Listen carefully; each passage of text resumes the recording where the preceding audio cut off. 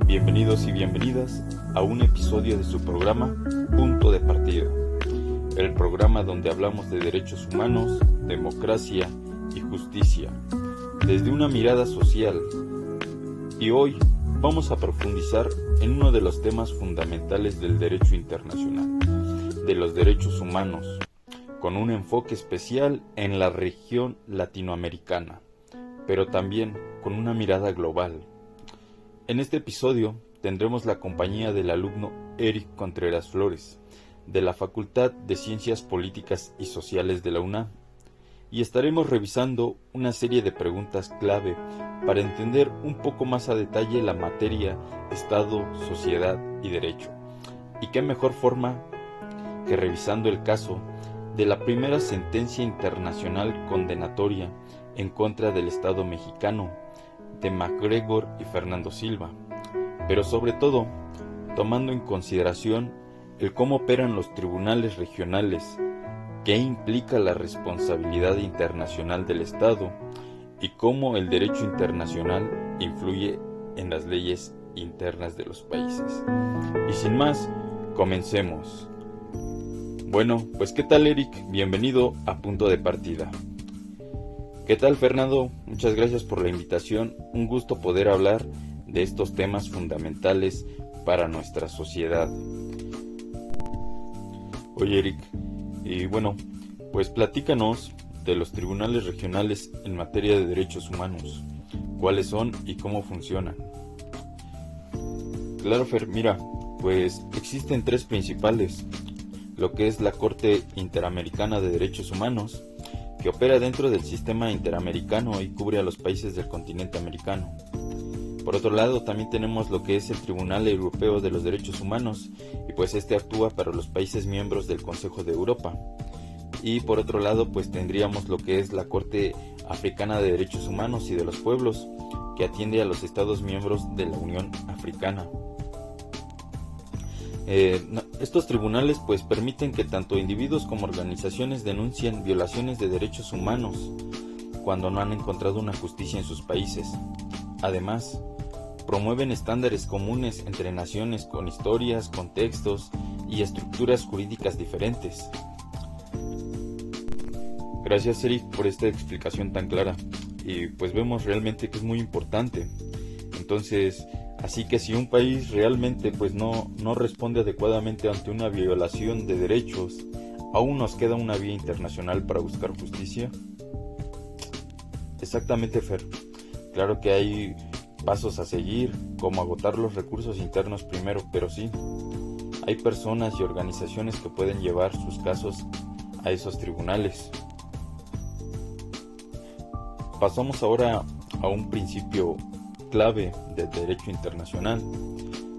¿Qué ocurre cuando un Estado viola una obligación internacional y causa daño? Este es un punto muy importante, Fer. Allí entra en juego el principio de la responsabilidad internacional del Estado. Este nos establece que si un Estado incurre en una violación que produce daño, debe reparar integralmente al afectado. ¿Y cómo se lleva esta parte? Pues la reparación puede darse de distintas formas, mi estimado Fernando. Estas son material, como una indemnización económica.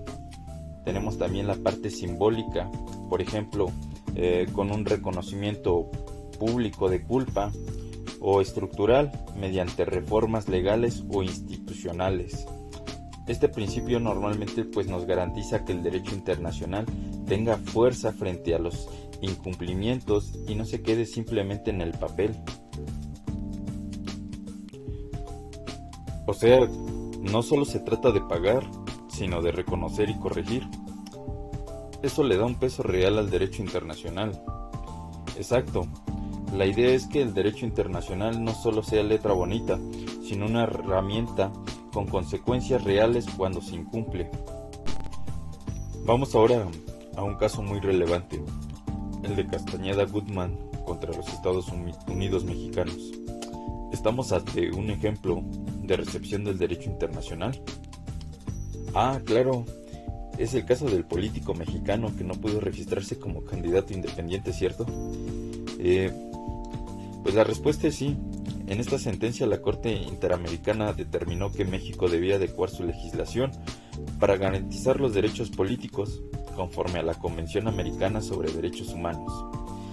Esto representó una recepción indirecta del derecho internacional porque implica modificar las leyes nacionales para cumplir con compromisos internacionales. Es un claro ejemplo de cómo el derecho internacional influye en el interno para proteger derechos fundamentales. Wow, o sea que gracias a esa sentencia México tuvo que revisar sus leyes internas. Eso sería una especie de recepción del derecho internacional. Totalmente. Este caso es el ejemplo de los compromisos internacionales que pueden fortalecer los derechos fundamentales a nivel interno. Seguimos con una pregunta que va al corazón de cualquier democracia. ¿Por qué son tan importantes los derechos de participación democrática para la igualdad, la no discriminación y el Estado de Derecho? Buena pregunta. Suena como algo técnico, pero en realidad nos afecta a todos. Estos derechos, como el de votar y ser votado, son esenciales porque garantizan la inclusión de todas las personas en la toma de decisiones públicas, no importa su origen, género o estatus social. Gracias a ellos se fortalece la igualdad y se evita la exclusión, lo que también refuerza el Estado de Derecho, ya que permite que la ciudadanía controle el poder político y exija rendición de cuentas. O sea, participar no es un lujo ni un favor, sino es un derecho que sostiene la democracia misma. Tal cual, la participación es libre, igualitaria y respetada. Estamos construyendo una sociedad más justa, más democrática y más humana. Sobre derechos humanos, ¿forma parte del derecho interno de los estados parte? La razón es muy simple, pero muy poderosa. Cuando un estado ratifica esta convención, se compromete legalmente a cumplirla. Esto significa que su disposición deben de integrarse en el sistema jurídico nacional. En países como México, este compromiso se vuelve aún más fuerte porque la Constitución reconoce que los tratados internacionales en materia de derechos humanos tienen jerarquía constitucional. ¿Qué implica esto? Que sus normas deben respetarse al mismo nivel o incluso por encima de las leyes nacionales. En otras palabras, los derechos humanos no están sujetos a voluntad política, sino que se convierten en un estándar obligatorio para el Estado.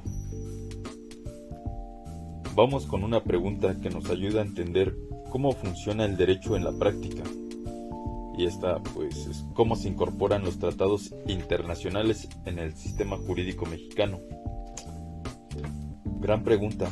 Para responderla tenemos que ver dos enfoques distintos pero complementarios: la perspectiva formal y la perspectiva material. Desde la perspectiva formal, hablamos del proceso legal. ¿O a qué nos referimos? A pasos como la ratificación del tratado, su publicidad oficial y cómo se vincula jurídicamente el derecho interno. Exactamente. También tenemos esta perspectiva material que va más allá del procedimiento. Aquí lo importante es el contenido del tratado y cómo este influye en la interpretación y aplicación de nuestras leyes internacionales. Y aquí es donde entra algo clave: la reforma constitucional del 2011 en México, que desde entonces los tratados internacionales en materia de derechos humanos tienen el mismo rango que la Constitución.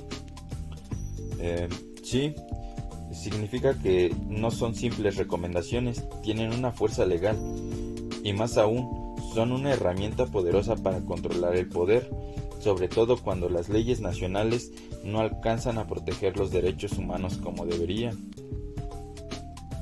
Estamos llegando al final de este episodio con una reflexión interesante: cómo ha cambiado el caso Castañeda Gutmann la visión tradicional de la soberanía del Estado. Un tema crucial. Este caso nos mostró que la soberanía estatal no es absoluta, especialmente cuando hablamos de derechos humanos. Exactamente.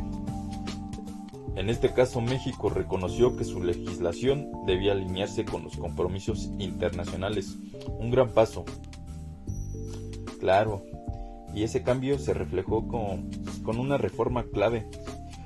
En 2012, con la reforma política se permitieron las candidaturas independientes, lo que abrió las puertas para que las personas sin afiliación a partidos políticos puedan postularse a cargos públicos.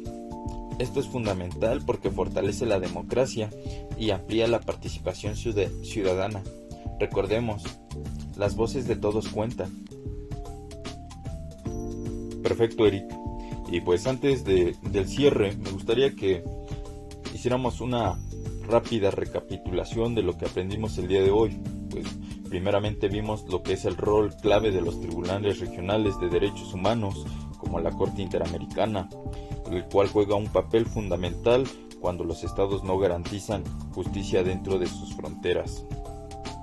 Luego descubrimos que el principio de la responsabilidad internacional, que obliga a los estados a reparar el daño cuando incumplen sus compromisos internacionales, no basta con violar y seguir adelante.